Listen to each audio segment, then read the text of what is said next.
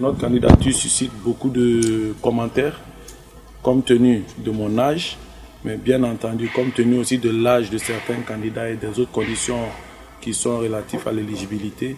Donc pour nous, il était question déjà qu'on se situe sur ce point et puis au-delà, travailler à faire ressortir quand même quelques éléments clés de notre programme. Parce qu'au-delà des questions d'éligibilité, il est beaucoup plus question de la Côte d'Ivoire et ce que nous programmons et nous proposons aux Ivoiriens. Et malheureusement, ce n'est pas le sujet qui est traité dans les journaux aujourd'hui, dans la mesure où nous attendons tous la confirmation ou la validation des différentes candidatures. Je me nomme Ousmane Kamara, à l'état civil. Je suis marié, père de 4 enfants. J'ai une formation d'économiste, je suis agent de développement, chef d'entreprise et je suis par ailleurs président de l'ONG Jeunesse Active qui existe depuis 2008. J'étais anciennement le porte-parole du collectif des commerçants COSACOSI de 2006 à 2007 et j'étais secrétaire général de l'ACCA qui est une association de commerçants du centre commercial d'Adjamé situé sur le boulevard Nangui à Brougua de 2002 jusqu'à 2006. Donc vous avez une petite idée de mon parcours en tant qu'acteur social.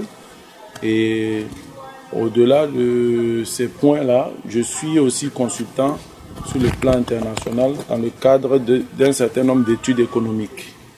Voilà. Et je travaille avec des gens qui travaillent à la notation des différents pays dans le cadre du Doing Business. Donc chaque année, j'envoie mon petit rapport par rapport à la situation de la Côte d'Ivoire, comment les entreprises se portent et quelle est l'interaction et les avancées, comment nous apprécions les mesures qui sont prises par le gouvernement. Parce qu'une chose, c'est qu'un gouvernement prenne des mesures, mais une autre chose, c'est leur application sur le terrain.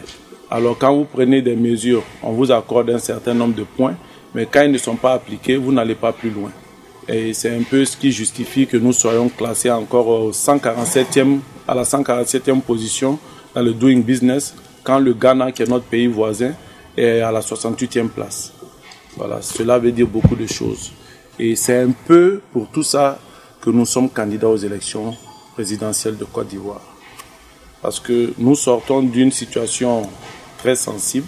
Nous avons payé le prix fort en Côte d'Ivoire aujourd'hui, avec plus de 3000 morts, à la clé de la crise post-électorale seulement. Mais nous avons tendance à oublier qu'il y a une crise qui a commencé depuis décembre 1999. Combien de morts y a-t-il eu? Combien de gens ont été emprisonnés? Combien de gens ont été privés de leurs droits, aussi bien les civils que les journalistes? Donc la question de la Côte d'Ivoire aujourd'hui doit préoccuper tout le monde au plus haut point. Parce que nous sommes à un tournant décisif. Si nous manquons ce tournant-là, il va être très difficile pour la Côte d'Ivoire de se retrouver demain.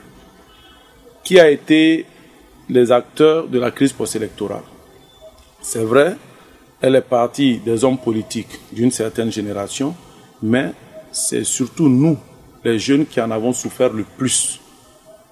Et à la sortie de cette crise post-électorale, nous nous rendons compte tout simplement que ceux qui ont payé le prix et qui connaissent la Côte d'Ivoire de fond en comble, pas qu'ils espéraient une rétribution, mais qui espéraient un minimum de reconnaissance pour leurs compétences et pour leur savoir-faire en Côte d'Ivoire, se sont vus négligés au détriment de jeunes, pas moins compétents, mais moins sachants par rapport à la situation de la Côte d'Ivoire et aujourd'hui qui sont en train d'apprendre sur le tas au sommet de l'État. Pour nous, c'est une erreur dans le cadre du choix politique de la gestion de notre cité. Nous pensions que nous allions avoir droit à mieux que ça. Et nous, aujourd'hui, nous avons décidé, puisque nous en avons les capacités, nous avons notre expérience sur tout ce qui est question de développement et sur tout ce qui est question de sécurité. Et ça, ce sont les défis de la Côte d'Ivoire aujourd'hui. Le développement social, économique et la sécurité, la sécurisation du pays. Et ceux qui sont là en savent quelque chose. Parce que nous avons quand même contribué un tant soit peu à la normalisation de la situation en Côte d'Ivoire. Nous avons travaillé régulièrement à leur côté à ce que la crise ne perdure pas et qu'il n'y ait pas plus de morts. Et c'est à cela que l'ONG Jeunesse Active a travaillé tout ce temps durant la crise post-électorale et après, jusqu'en 2012. Aujourd'hui, nous faisons le bilan. Nous avons payé le prix que nous devions payer.